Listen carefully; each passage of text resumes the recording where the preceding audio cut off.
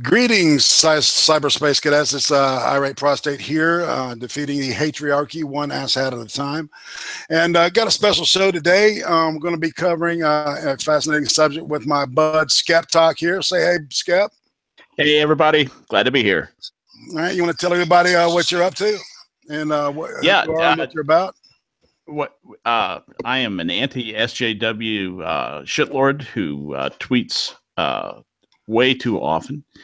I did not go to Auburn University, but everybody else in my family did, which is why I'm an Auburn fan. So Irate has one up on me because he actually attended the University of Alabama. Isn't that right?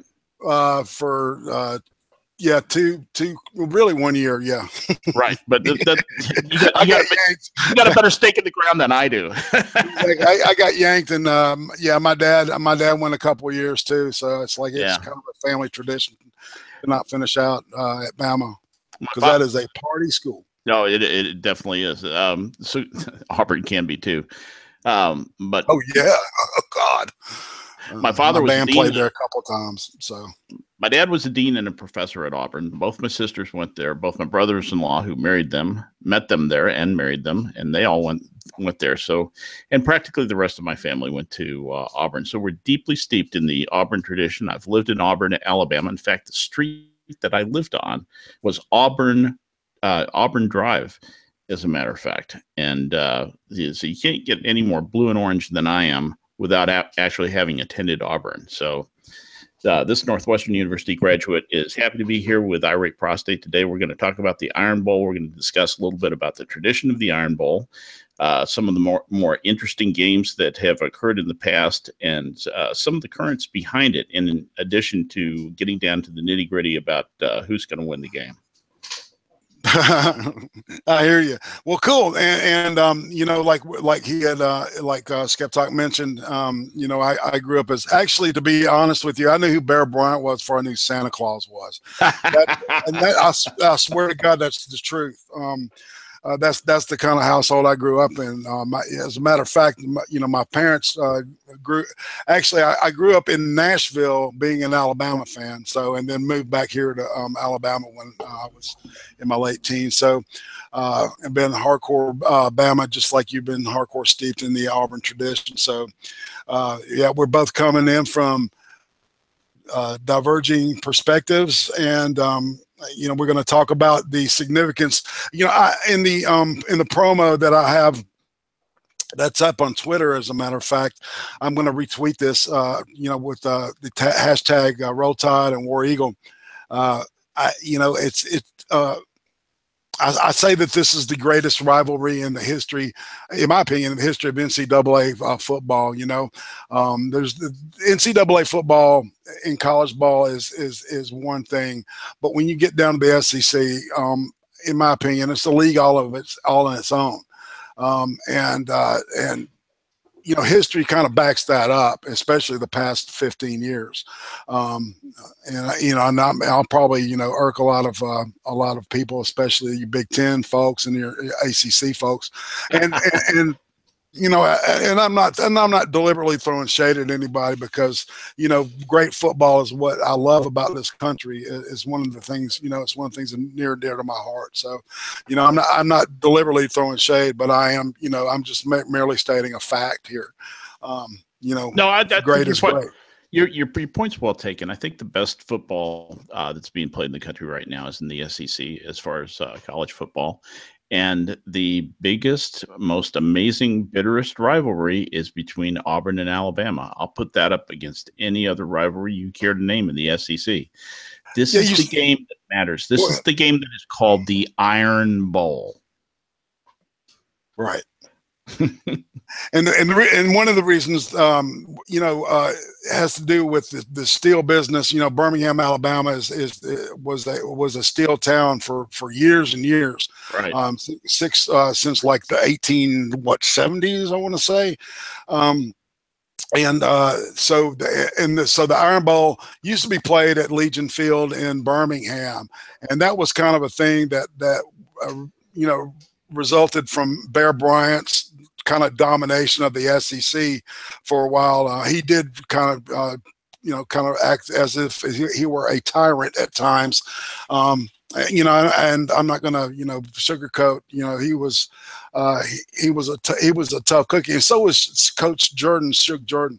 I'm gonna go ahead and let's try to see if this screen share thing is gonna work. Sure, go right ahead, and see if these pictures will. Oh, and also got on the other screen is the Bunny King situation. Are you aware of that, man? Yeah, he got kicked off Twitter, and he doesn't even know why yet, as far as I know. That was the last I heard. He's practically the closest thing to walking on water that I've ever. Amen, my brother. You know what I'm saying? Yeah. So, all right. I'm gonna put share on here. All right, that's fine. We can diverge off a little bit. That a couple of comments to make while IP is doing that.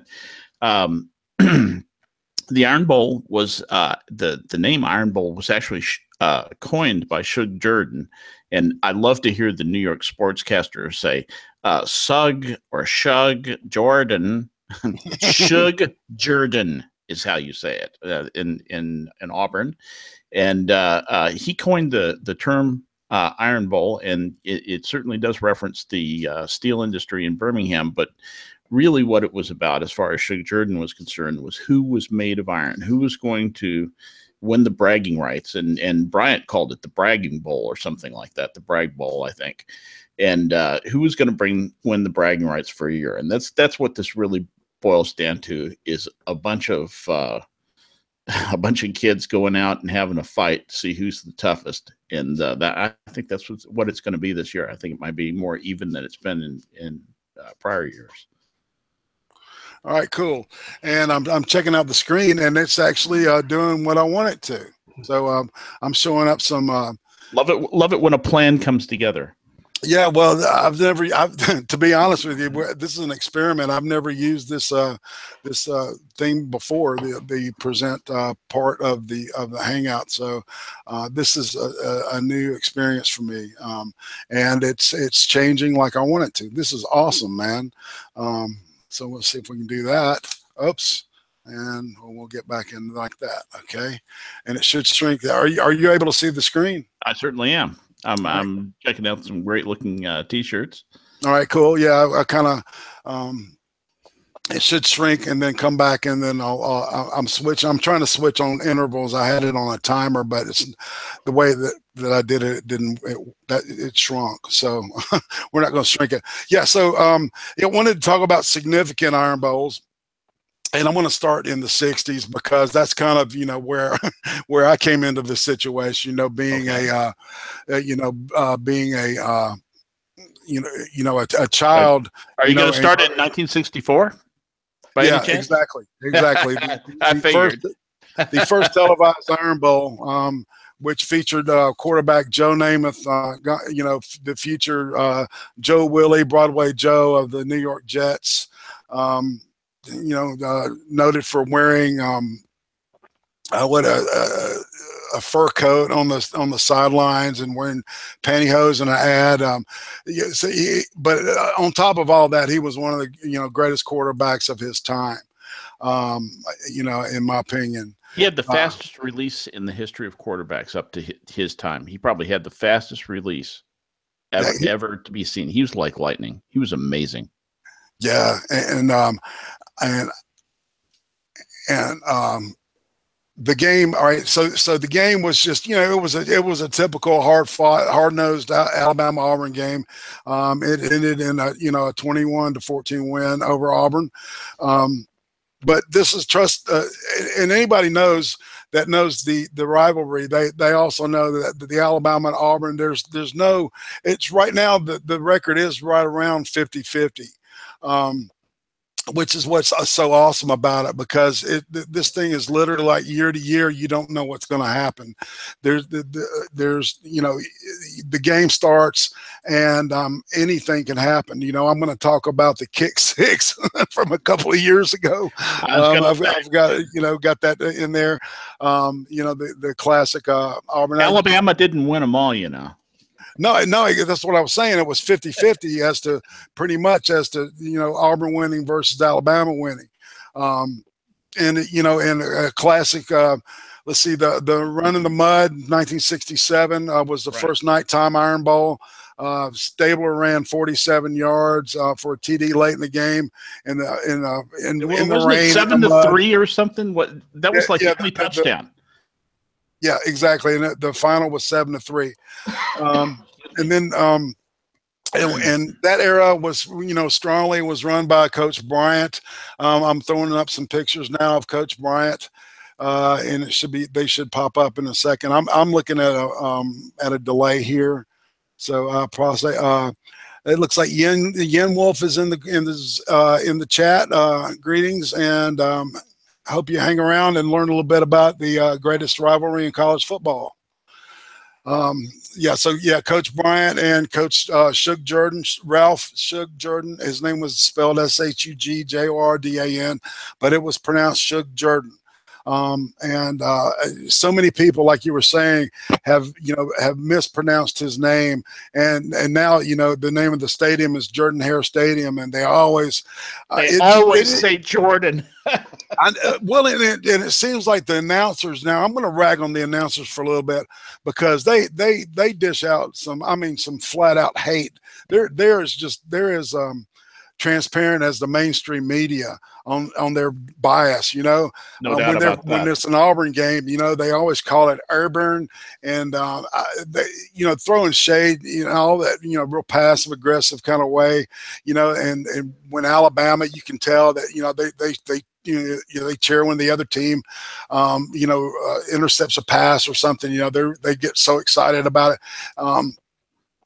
But it's, even as a hardcore Alabama fan, I respect Auburn and Auburn fans as much, probably as much or more than any other fans in college football, because I know them. I'm married to one. I'm married into a hardcore Auburn family, but my favorite thing about Auburn is this awesome little pair of shorts that Uzi Q wears. That's got Auburn written on the back of it, and it shakes a certain way when she walks, and I just love watching that. So I'm sorry I got a little defocused there. A little hot and bothered there. Turn on the air conditioner a little bit. Yeah. And of course, Uzi should join us in chat. Uzi should join us in chat.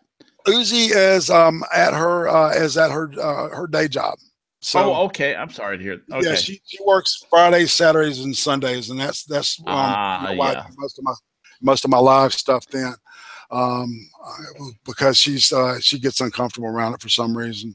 I'm trying to loosen her up, and I think I will get her live at some point in time.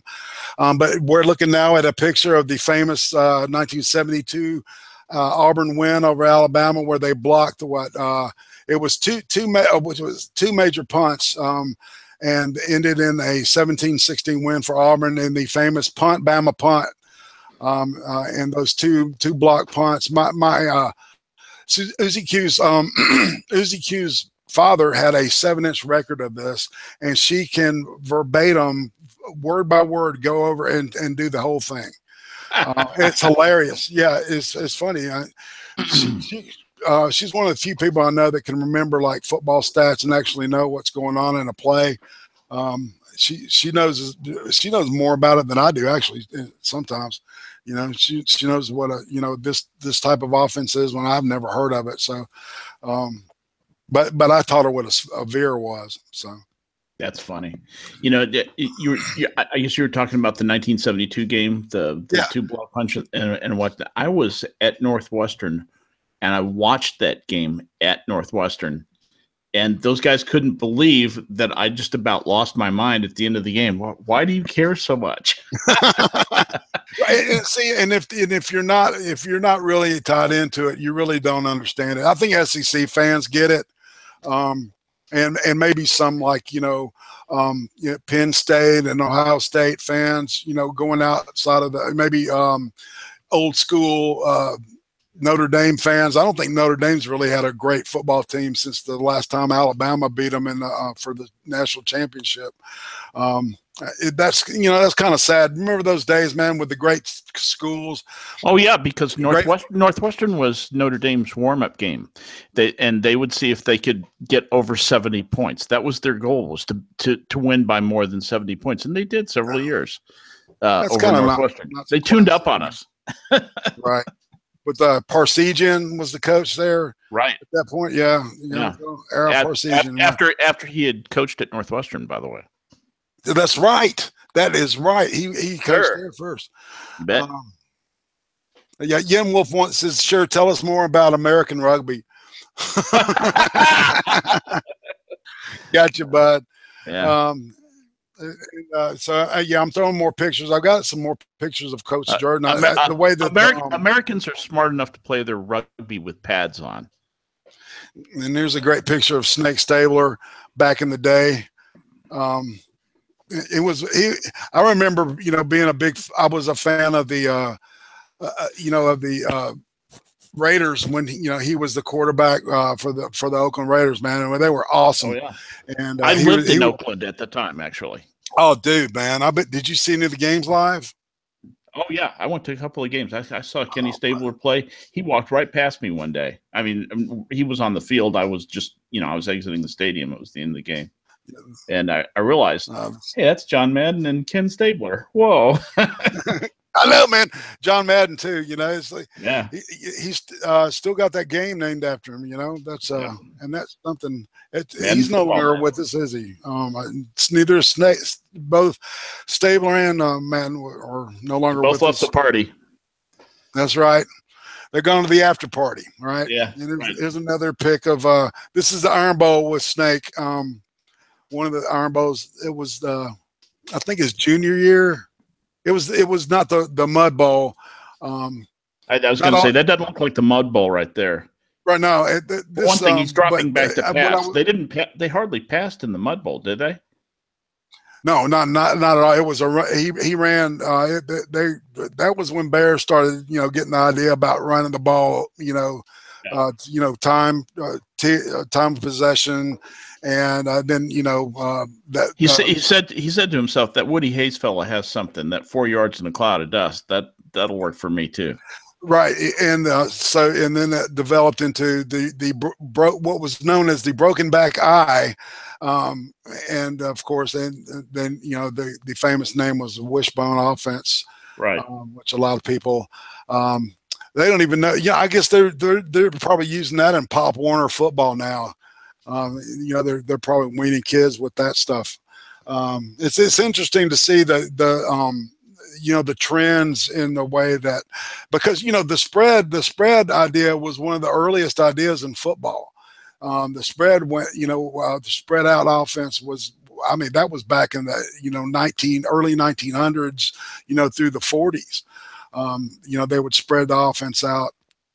And here's a great picture. You could do that because the outside pursuit was not what it is now. It's hard to run that stuff even in college and the pros.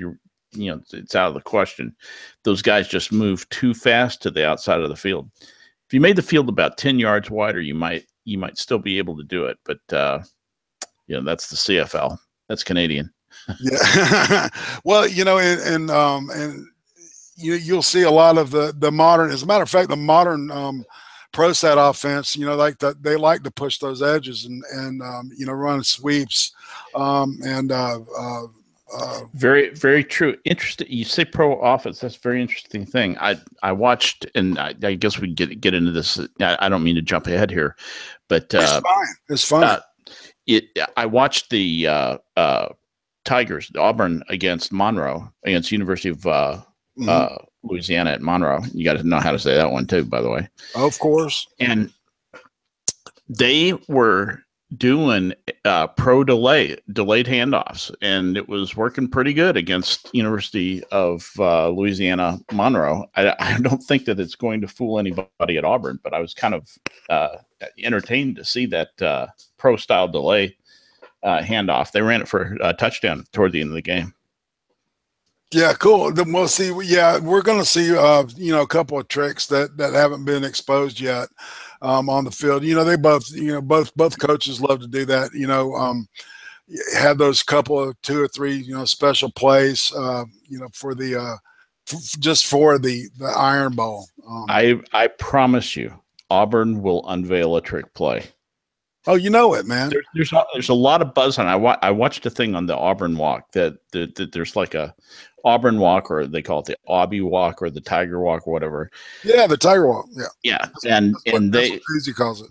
Yep, and they were all abuzz that there's some big deal that's going to happen in the game, and you know, it's going to be a fake punt, or you know, Auburn has a second quarterback who is an insanely great runner. Yeah. And I think you may see a pass option, pass, maybe like a flea flicker, either a flea flicker or a halfback pass where the quarterback comes in, the second string quarterback comes in and lines up as a halfback. Yeah, and something I saw today that was different. They shot a couple to the tight end. Yes, they did. They sure did. Did you see that? It's going to be a great game. I'm really getting excited because, you know, they were talking about that if Auburn wins, there's a possibility that they can get into the playoff. They can be, yeah. Or along with Alabama, and I'm like, well, how's that going to work? You know, so that's going to be weird because I'll tell you how it would work. They'd play in the semifinal game. They'd play each other again first. That'd be crazy, wouldn't it? They wouldn't be playing for the championship. Yeah. They'd be playing the semifinal game, I believe, the way things are right now. Because they do it 1 plays 4 and 2 plays 3, right? Right. And I can't see, if Auburn wins, I can't see them rising higher than 4th, maybe 3rd. They can do I don't know. They can do it. 3rd or 4th. Sure. They've lost 2 games. They can't be 1st or 2nd. I don't believe. Strangely, it may put. What's Miami's record? Do you know Miami's record right now? No, I do not have any. They've only lost. I think they've lost 1 game. And that's. I can look it up here. Anyway, it's hard to say who the Final Four are going to be, but it sure would be an interesting one if both Auburn and Alabama were in there, especially if there was like a grudge rematch against it.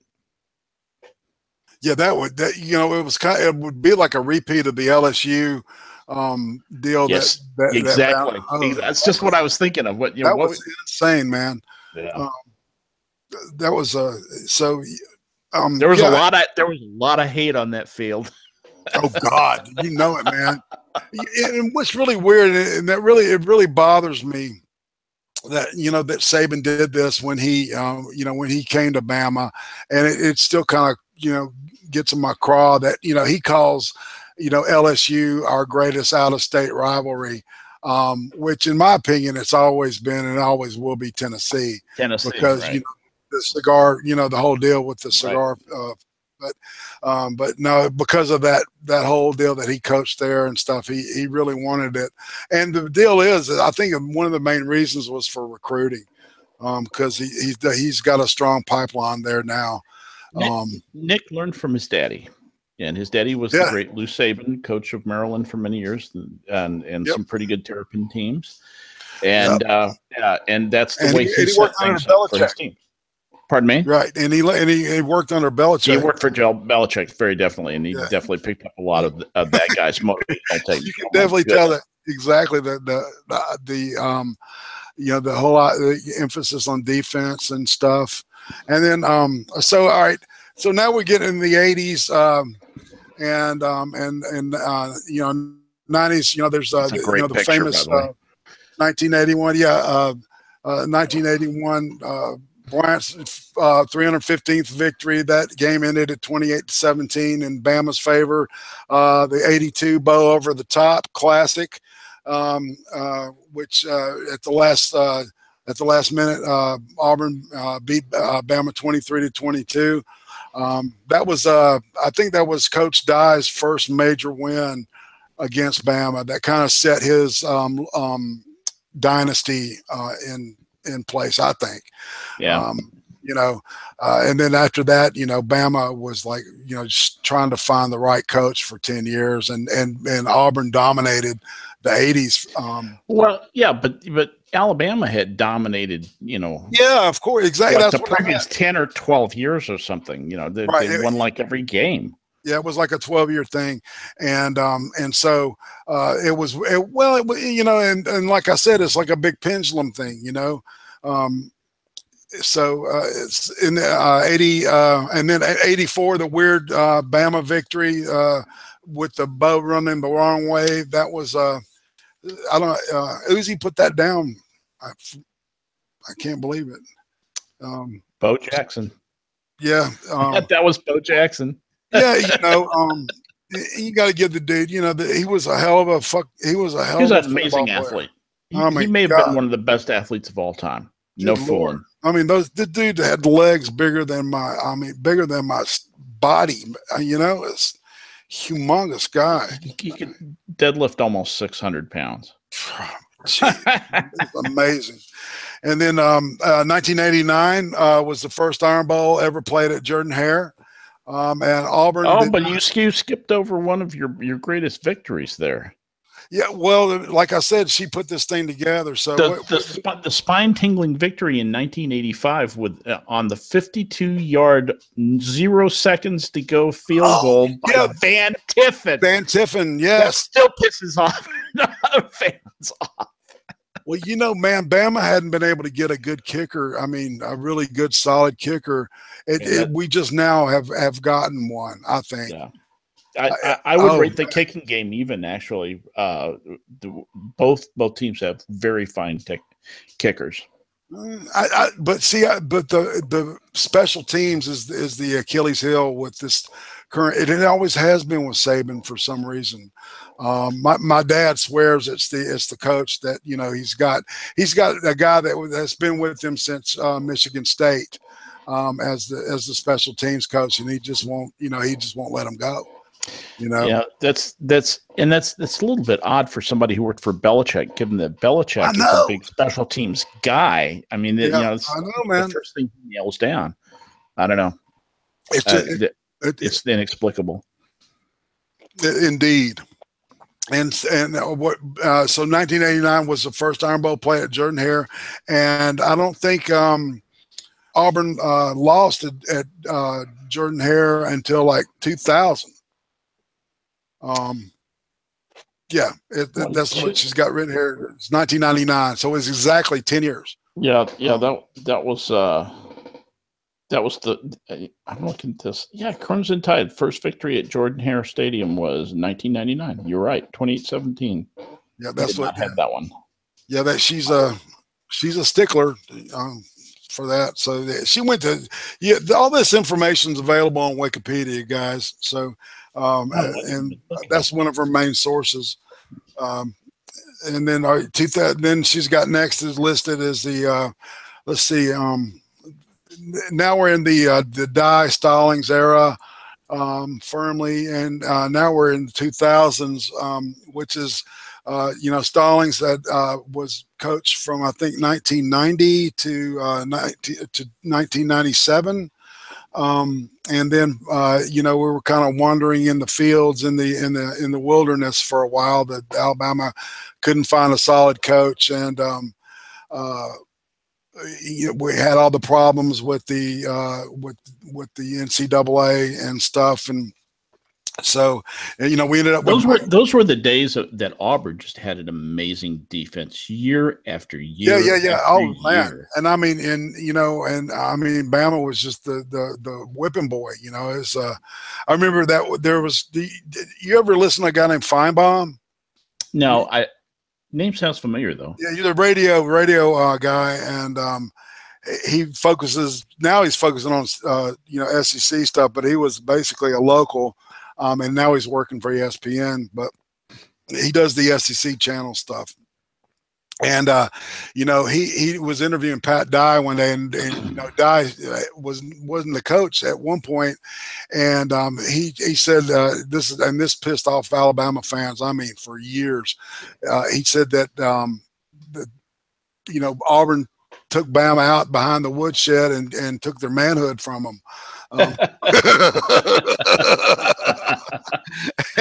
And man, it was like, holy crap. And I mean, that kicked up a frack storm for years. At Coach, Coach Dye.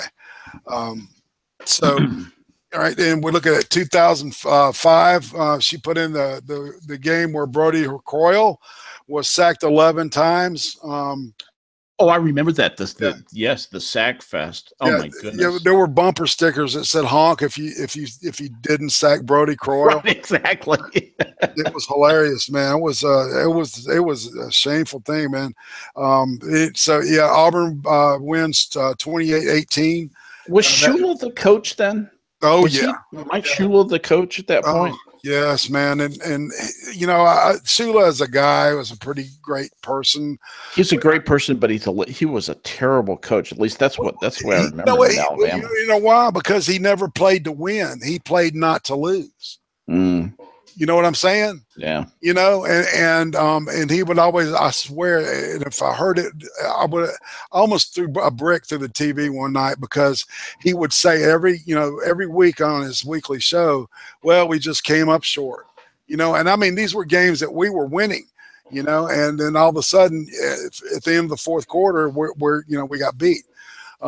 So yeah, I was glad to see, Saban, the Saban era began in 2007. A lot of good things happened for me in 2007. Yeah, and you're about to get to a great one in 2008 because wasn't that the year that Tommy Tuberville had retired, like the day before the day before the game was played, and he basically was completely unmotivated. Yeah, and it showed. Yeah. Yeah, I see all this stuff now that we're getting into the Tebow years at Florida and we've had some really crazy excitement stuff in the past 10 years. 2010, Auburn defeats Bama 28-27 after overcoming a 24-0 deficit. It's the largest comeback series in series history. That was an amazing game. Yeah, and I've been love that game. No doubt, man, no doubt. And go ahead and talk a little bit about your perspective. There's a picture going to come up of Dabo Swinney after when he was an assistant coach at Bama, shaking the hands of one of the Auburn players. Well, once the game is over, there's not hateful animosity toward one another because everybody remembers that, hey, we're all Alabamanians, we're cousins basically, and we have a hard fought game. They fight like hell for an hour of football, and then at the end of it, you find them warmly congratulating each other on a game well played. And it's always a game well played because two teams are just so motivated to do it. But the loser always seems to, be big enough to go over and congratulate the winner. And it's, Alabama has a little bit of a series advantage. I think it's +10, isn't it? Something like that in the history since 1893. But, it's throughout that time, things have really changed from the way things were in, say, 1910, when they would hardly even speak to each other because the Auburn guys, felt like the Alabama guys, basically wanted them to go out of business and they would take back their land. Right. Yeah. Talk about that, man, because Auburn was the first land-grant university in that part of the United States. Right. In fact, I think somebody can fact check me on this. I think Auburn was the first land-grant university in the country. I believe I remember that to be true. In fact, I'm almost positive that's true, but I don't have a source for that. Anyway, so basically, a bunch of landholders had wanted. This is how Auburn started. I'll just take it back to that very quickly.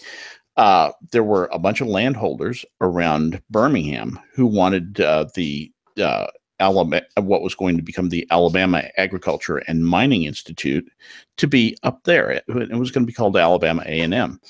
But Lee County and Auburn won the bidding war by just handing over hundreds and hundreds of acres for absolutely nothing, no taxes ever, blah, blah, blah, blah, blah. You know, it's just a big municipal giveaway.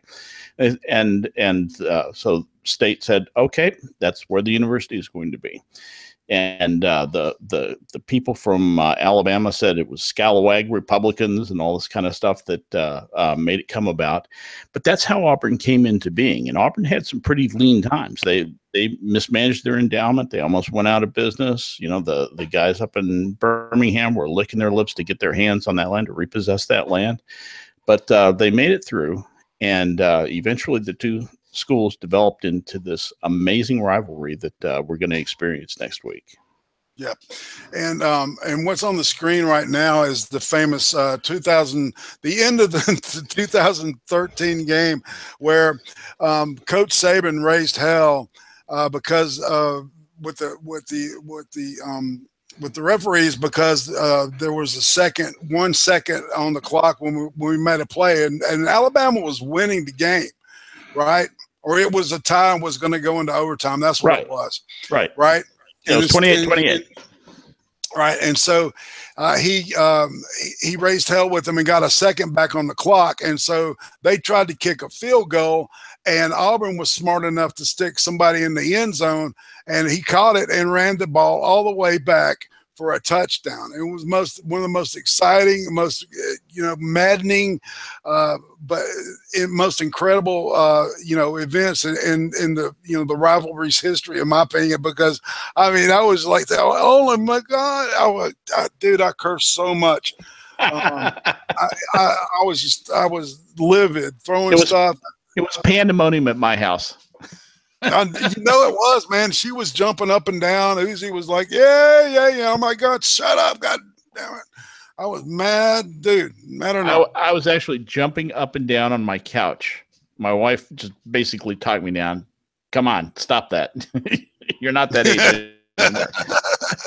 I was so excited. That was amazing. I could not believe that happened. You just sit there in disbelief. And then the year after that, it was the highest scoring game in the series history. I wonder what the over and under was this for this game, because it ended Bama beats Auburn 55-44. And then I think the year after that, I guess ever since Bama's won. So this is Malzahn's. I don't understand. It's like every year it's like you got to win this game, or so and so's on the hot seat and stuff, and there's rumors about that. I hate that stuff with coaches, man, because is it not enough to win 9 or 10 games a year? I mean, look at what happened with the coach that they just fired at Georgia, Mark Richt. He's a great man. He lives a good, religious life. He's a good, good person. He was bringing in 10-win seasons year after year after year. And he did have a hard time, winning that game he needed to win. And he somehow managed, to lose. He would win the game that he was expected to lose, and he would lose the game that he was expected to win. It was always that kind of thing with him. Makes the hard ones look easy, and the easy ones look hard. Yeah, and of course Kirby Smart, which is I'm a big fan of his, because he helped us Alabama get to 3 national championships. Is now the coach there, and y'all took him to task last week. Because they were #1, and y'all said you slammed the brakes on that, and it was it was good to see, because they say that's the oldest rivalry in football history, isn't it? The Auburn Georgia game. Yeah, the Auburn Georgia game. I mean, Auburn, bless their hearts, they just dismantled Georgia right down to the floor. Dude, spanking. You talk about spank. It was mean. It was a good game. You notice what happened was Auburn's defense really helped their offense. really, really stymied Georgia's offense. And that's why they won that game, was Georgia never really got any offensive traction going. And now, Auburn's going to be pretty critically hurt. Everybody talks about, Alabama losing linebackers. Well, there's been some of that in Auburn this year. And, we're going to go into the game without our leading tackler. Well, Minkah Fitzpatrick, which they call him the Saban on the field on the defense. I mean, as a matter of fact, he took some kind of personality score, and he almost scored identical to Nick Saban. Did he really? Yeah. So yeah, and he'll be a future coach, that's for sure. But he's a fantastic linebacker, and he plays the jack spot, and he can also shift around and play. Even the safety or like a strong corner. Safety. Yeah, he can shift around and play just about any position on that field on the defense. And he did not dress out today, and so he got hurt last week. Yep. And so I don't know if he's going to be able to dress out, but it looks like this kid named Moses is going to be picking up. I had written down some stuff. I'm not as focused on Auburn, so maybe you can help with the Auburn side of this. Yeah. But I put down some notes of what Alabama is going to need to watch out for, and what they're going to need to do in order to win. I've got a picture right now. This is Jalen Hurts, the current quarterback, a true sophomore. He took Alabama to a national championship last year as a true freshman. The kid, I've never seen anybody this calm under the kind of stress that he's under. I mean, I'm amazed he's not a heroin addict. I mean, you know what I'm saying, man? No, I hear you exactly. And I've got some pictures now of the modern era coming up. I kind of, when we started talking about the other stuff, I kind of quit doing the slideshow thing here. I wish it was automatic and I could have gotten through it. But I hope everybody that watches this is happy with it. But here's what I wrote down that we covered. All right, so I've covered everything that Uzi Q had written down as the really big standout moments in the since the 60s. Bama is like, of course, Jalen Hurts is going to be key to winning anything. The dude is he's a run threat, and now he's starting to become a deep pass threat. He could float the ball when he was in high school. But it looks like he's starting to get that touch now, with the running the pro set. I think he was running a spread in high school. His dad is a coach. He was his football coach, if you can imagine that. But the kid is very smart. Scar kid. And then we've got, Harris, Jacob, and Scarborough in the backfield, these kids. And this dude named Ridley just came out of nowhere. We've got the Hawaiian, the Taga, I can't pronounce his last name. It's Taga Falodia or something like that. And he is fantastic too. He can really throw it. The deep ball is his thing. And when that dude is hot, he's fun to watch. But so today's game let a lot of the second and third string play. But our big Achilles heel, like I was saying earlier, is the special teams, man. If I were Gus Malzahn, I would look at a couple of hardcore trick plays and then some onside. I would take the onside kick and I would put a kink in it. Because that that's one of his signatures, is that onside kick. And so, but let's see what else. The defense, I was talking about Fitzpatrick being out, but Moses has picked up that spot and seems like he's okay. We are a little vulnerable on the edges, and of course, with the turnovers, Bama's got to keep from turning the ball over and maximizing if on any Auburn turnovers if they can get them. They intercepted 3 today, so hopefully Bama will focus on trying to put Auburn in passing situation. Bama looked a lot better today. Than Auburn did. Well, last week, it's I don't understand it, but it has to do with probably just being kids. But they always, like, during the game, there's always when they're a time when they just take a nap. I call it, it's nap time, because it just seems like they're asleep, and an offense will get away with a huge play that if they just stay awake and stay in their assignments, they would be easy to beat. It's usually simple plays. Yep. And and they take a nap on that, or they'll just come out flat and not expect the opponent to be like homeworked, and it's like, I don't care if they're playing a high school team.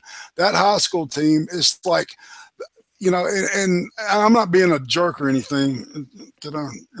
Okay? Yeah, I'm not being a jerk or anything, but I've always akin Bama to like being into Godzilla. In a way, kind of that dominance thing.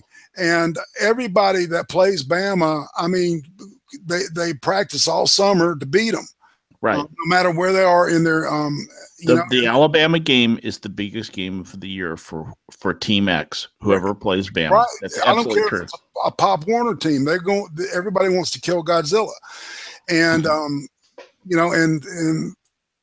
they always go into a game thinking that it's going to be a cream puff game. It's always these cream puff teams that they think is going to be just a walk in the park, and they in the second, going into the halftime, Bama's trailing by 18, 22 points. It's and this is the end of that famous kick six. That's the on-field. Everything's on the screen right now is from the kick six, right? And then the final will be going up in the second with the score. 34. It's interesting, the delay. I might have. You have more of a delay than I do. I know I'm getting them seemingly before you are. Yeah, and I'm on a Chromebook here with the. Now I'm doing the broadcast from a different computer. Oh, okay. But I'm looking at the screen, on the with the Chromebook. So yeah, this is the last picture. What I'll do is I'll just go ahead and we'll run it over again, and we'll put it back on one of these Iron Bowl. I like this picture. That's pretty cool. Yeah, that's a good one. Yeah, it's going to be a fierce battle. In Auburn's defense today, I mean, I noticed that like University of Louisiana Monroe got first downs on 6 out of 11 third downs. Yeah, that's nothing but the defense going to sleep. There's no way that the talent that's at University of Louisiana Monroe can compete with the speed at the corners, at the safeties, the linebackers that Auburn is out there, even with Trey Williams hurt. They're still fielding plenty of stuff that should have stopped them, and they didn't. It was a very sluggish first half for Auburn. I think the coach put the fear of God into them that you could actually lose this game. You'd be the laughing stock of football, and they got their act together a lot better in the second half. Carried for about 137 yards for the day, and he was productive. I'll tell you this, if he runs for 137 yards against Alabama, Auburn wins the game. I don't care what Bama does. Yeah, they have to stop him. Yeah, indeed. And yeah, look for Bama to push, to stop the run, and to try to force pass. Like I was absolutely talking about earlier, that's the only way that they can win. And they're going to need a turnover. The defense is going to have to step up and probably get a score. My philosophy is that if you score at least once with which each aspect of your team, with the offense, defense, and special teams, you've got the highest chance of winning. Right now we're weak with them special teams, so the defense is going to have to step up. And Hurts, he's good. I think that they figured out how to, you know, what his deal is when he starts to run the ball. You know, they've got, there's a certain cadence to his read. I've noticed, and they're starting to anticipate his runs. So somebody's figured something out, and it's, you know, of course, Mercer, you know, didn't key up on it, but the last week's game, I saw a couple of times, you know, Hurts get spied out and you know, and tackled for loss. Actually, he was sacked a couple of times. So the front line is a lot weaker than I would like for it to be. Yep. They're never enough. They're never strong enough. They're never fast enough. They're never as consistent as you'd like them to be. But two teams are going to take that field next week, and they're going to get it done. Right. So, have you got an idea on the final score? You ready to make your fearless prediction? As a matter of fact, I had told my mom something, and I don't know. It was based on how Auburn did against Mercer compared, and I was going to say, yeah, the way I Alabama played Mercer today, right? Exactly. So I compare like the way they responded to the opponent, and the fact that, see, Auburn, I expected them to come out a little bit flat anyway after that Georgia route. Sure. You know, it was real emotional, and so they were real keyed up and shit. So, you know, they're going to come out. They're going to come out a little bit flat. So I expect I expect their energy to be back up. So I think it'll probably be a high scoring game, and I'm going to put, you know, of course I'm going to say Bama is win. But I think it may be end up being more defensive than people want. But I think the score will not necessarily reflect that. Okay, so I'm going to say maybe 28-35. Wow, 28-35 with Bama on top, huh? Yeah. Okay. And that's just a guess. What I'm saying is five scores versus 4 scores. Fairly done. Fairly done. That's an interesting analysis. Slightly different from my own analysis. What I detect about both these teams is, and I'm saying this knowing that both teams' linebackers cores have been hurt by injury. I understand that, but the reserves, especially for Alabama, are very, very good. I actually think that this might be a defensive struggle, and that the defenses are going to successfully disrupt one another's offensive plan.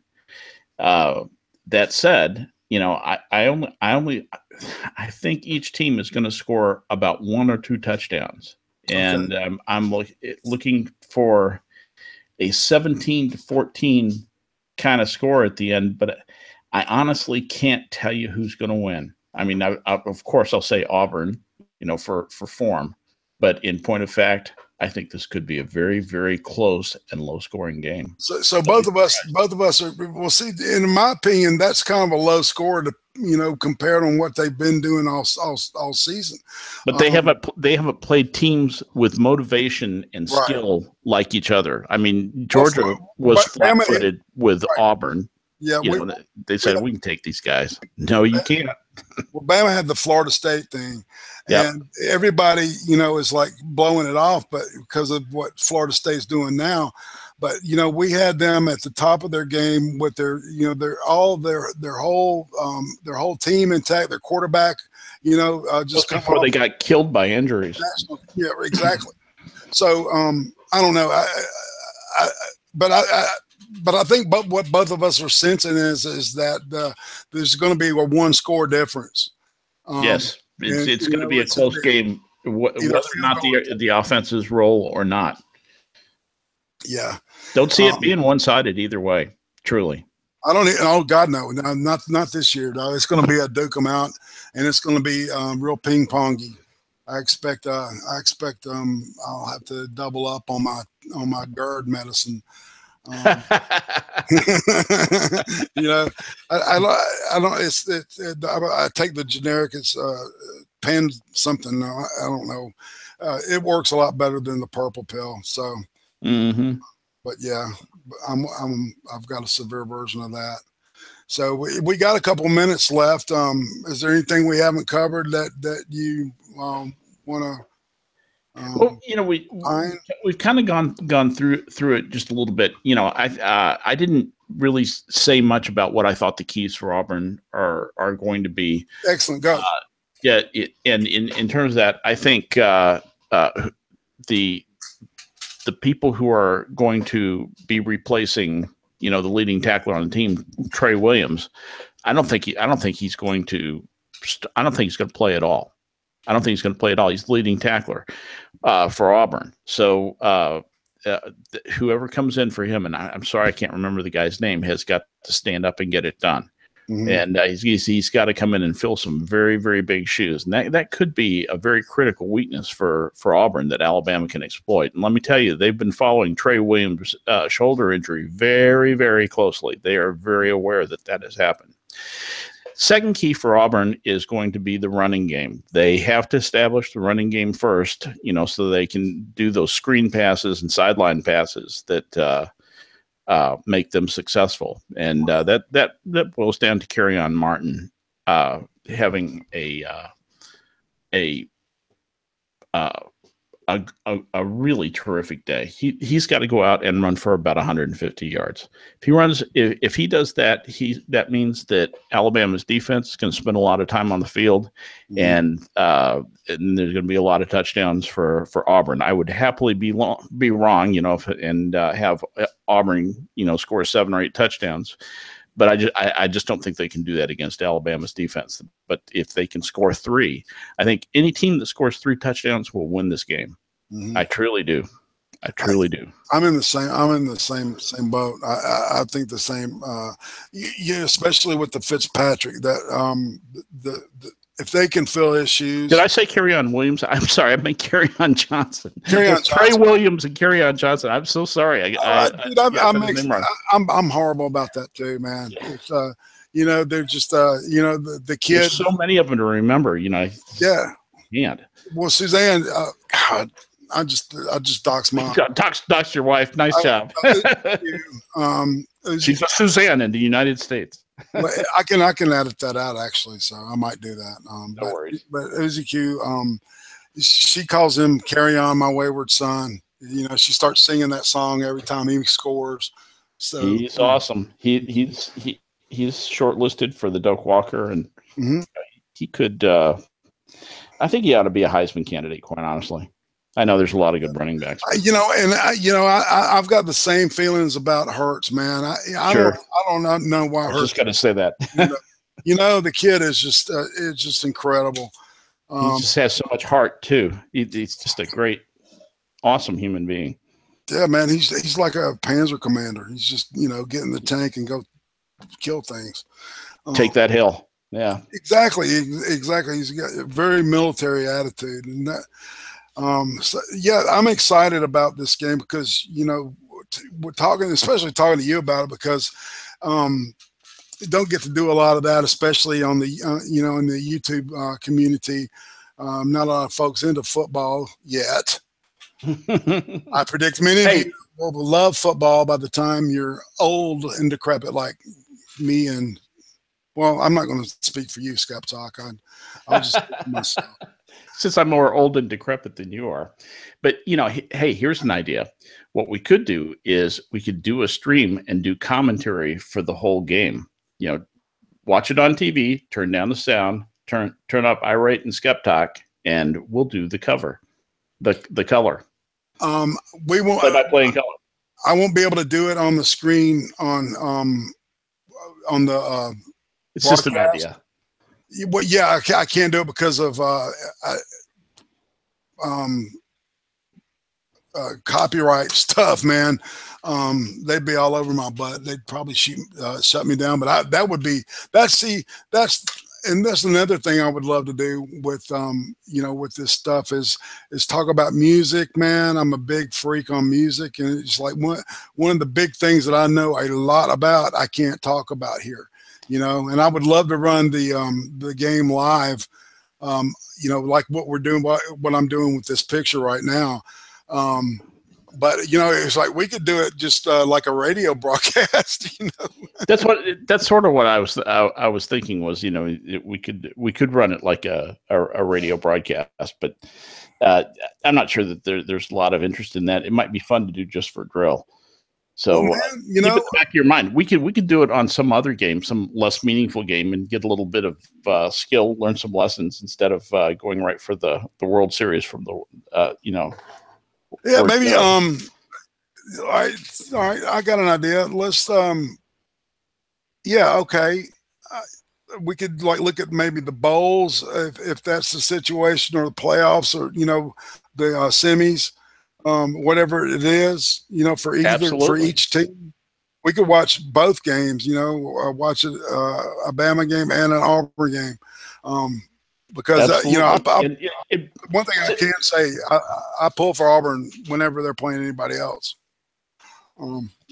Yeah, just invite people to come in, settle down by the fire, and listen to Irate and Skep talk about the game, and join in the chat. Yeah, I think that might actually be some fun to do. Yeah, you know, not even really a play-by-play, but kind of a running color commentary. And you know, there's something else. I've got an idea of maybe even, you know, doing a group thing where there's more than a couple of us in here talking, watching the game at the same time. Absolutely. But then there'll be a delay, you know, and it would get a little weird, but that'd be funny as hell. No, I think that's a great idea. I think you should pursue that, and you know, count me in anything that you decide you want to do with that. I think we'd have a lot of fun. The other thing I wanted to say was the idea of doing a stream on music we like, and why do we like it? You know, music, all things about music. Music has been my life, and I have quite a backstory there to tell about my relationship to music, and I'm sure that I know that you do too. You know, I've talked with strangely, you know, Uzi and I DM'd about this, and she said, "Oh, you should talk with, you know, IP about music." And you know, you and I could probably discuss Zappa for an hour. Yeah, I can talk about anything. You know, I went. There's every kind of music has something good about it, right? And if it's really good, I'll like it. You know what I'm saying? Yep. I like some country music. I'm when it comes to country, I'm really refined because I grew up in Nashville. So there's, you know, only a couple of things that, you know, Marty Robbins and you know, and Cash.